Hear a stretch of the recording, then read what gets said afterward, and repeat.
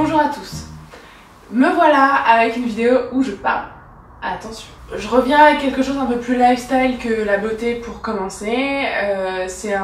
J'utilise la vidéo parce que là, pour moi, c'était quand même le plus concret et le plus pratique pour vous montrer. C'est un What's on my phone. Donc, je vais vous montrer les applications que j'utilise le plus, pourquoi, comment. Tout ça avec l'iPhone qui va venir ici, que vous allez pouvoir voir et suivre pendant que j'utilise les applications en même temps sur le côté gauche, enfin le côté droit, le côté gauche, tout ça quoi. Alors j'ai mon ordinateur qui est juste là et mon téléphone qui est là, vu que j'enregistre exactement tout ce que je fais aussi sur mon iPhone pour pouvoir vous le mettre ici. Donc voilà mon iPhone. De nombreuses applications comme vous pouvez le voir sur 2 pages. Après j'aime beaucoup le rangement, donc du coup il y a beaucoup de petites sous-catégories. Les principales que vous connaissez déjà, donc c'est tout ce qui est messages, calendrier, photo, appareil photo, Google Maps au lieu de Maps. Je me déplace beaucoup dans Paris et je trouve que Google Maps est quand même plus précis que Maps tout court. La météo, les notes, la calculette, l'horloge. Gmail à la place de mail, parce que la plupart de mes boîtes mail sont sur Gmail. Et je trouve l'interface beaucoup plus pratique. Après, je ne vais pas vous déballer l'intégralité de mes mails, donc pour le moment on va rester là-dessus. Livraison, donc ça c'est une petite application qui permet de suivre, j'en ai pas en ce moment, ah si j'en ai, de suivre la livraison de vos commandes.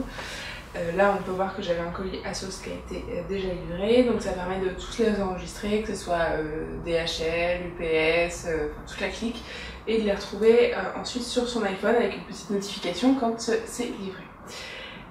Donc les réglages. Dans autres, j'ai tout ce que j'ai pas pu mettre sur le premier écran mais dont je me sers quand même. Donc on va retrouver l'application Autolib par exemple pour réserver une voiture, la RATP, Shazam, HelloBank parce que c'est ma banque, Dropbox, Lydia. Alors Lydia c'est une application que j'ai découvert cet été par une amie. En réalité, c'est pour se faire des transferts d'argent entre amis ou entre proches, enfin avec qui on veut en gros, sans avoir besoin de prendre le RIB de la personne et de faire ça par sa banque et d'attendre 24 heures pour valider le truc. Là c'est directement, il suffit que la personne s'inscrive sur l'application et on peut transférer de l'argent, c'est sans frais, donc c'est encore mieux qu'une cagnotte Litchi où on peut avoir par exemple des frais. Et on peut à ce moment-là recevoir de l'argent, l'encaisser quand on veut, envoyer de l'argent. Enfin, c'est très pratique quand les personnes autour de vous l'ont. Nous cet été on est parti à 4, ça permettait de faire des transferts pour les courses qu'on achetait, un payait et ensuite les autres se remboursaient. Au lieu de faire des calculs improbables ou encore de faire une note au fur et à mesure, on pouvait se rembourser facilement avec l'application. Bêta série ici pour suivre le calendrier de mes séries. On va avoir ensuite d'autres applications un peu moins utiles mais que je garde quand même dans ce dossier autre.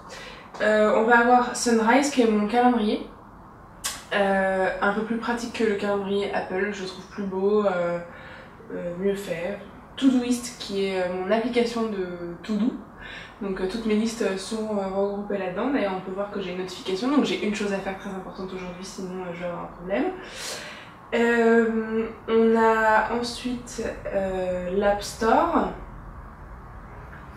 Facebook, Messenger, Twitter, enfin je vais pas vous les représenter, c'est quand même les réseaux sociaux, je pense que vous utilisez. Si vous voulez me suivre sur Snapchat c'est La Belle Ingénue, si vous voulez me suivre sur Instagram c'est La Belle Ingénue, enfin, c'est partout, donc je vous mettrai les liens de toute façon en barre d'infos. WhatsApp, Enlight, donc là on arrive à une appli que j'ai découvert pour créer, pour retoucher les photos avant de les publier sur Instagram. Je ne m'en cache pas, je retravaille un peu les lumières, j'ajoute des filtres.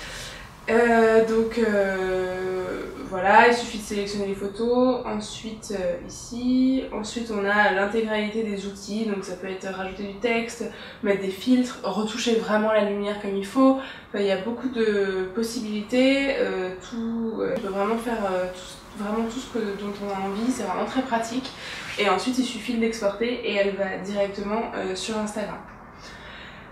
Ensuite, donc Instagram, Play Memories, c'est tout en bas à droite, une application que j'utilise pour mon objectif Sony, que je vous montrerai peut-être un autre jour.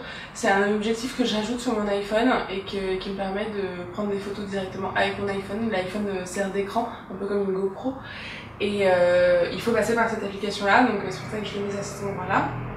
En dessous, vous avez donc la musique, mais aussi tous les réseaux sociaux. Je ne les nomme même plus tellement il y en a, mais j'ai toujours là sous la main.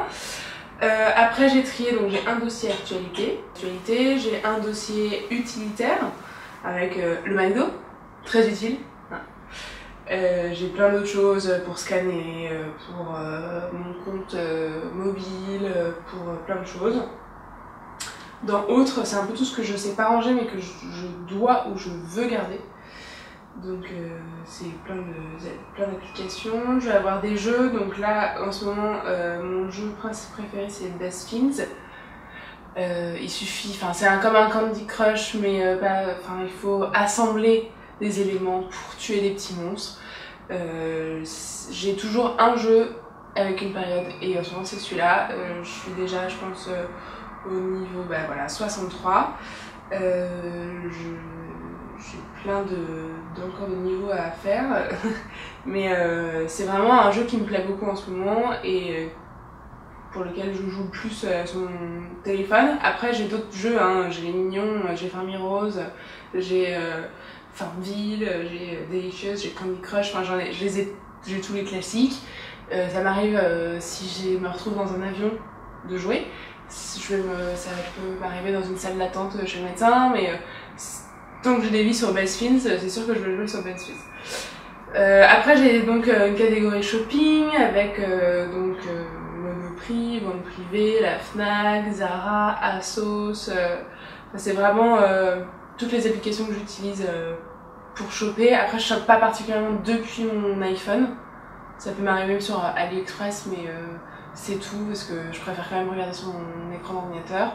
Mais parfois pour suivre le compte ou des choses comme ça c'est plus pratique. Navigation, donc ça va être SNCF, Uber, Hitch, Marcel, j'ai testé pas mal d'applis. Mon préféré reste Uber, même si les prix ont un peu augmenté, maintenant ils ont encore un peu descendu, c'est variable. Au final la qualité c'est toujours meilleure dans un Uber qu'ailleurs, donc autant prendre Uber.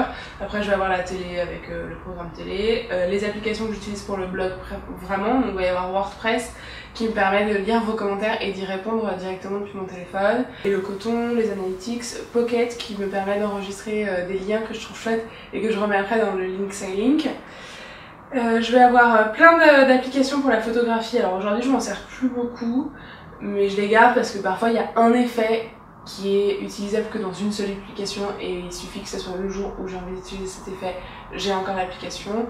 Mais après elles sont toutes très bien, Typique par exemple, c'était l'appli que j'utilisais beaucoup avant pour ajouter de la typo sur les photos. Maintenant j'en fais plus du tout, mais c'est vrai qu'il y a des très belles typos et c'est vraiment pratique. Et Whiteogram à l'époque pour mettre des bandes blanches au-dessus des photos. Bon, aujourd'hui ça sert plus vraiment à grand chose mais ça peut toujours aider. Il y a le VS Code qui est un peu classique.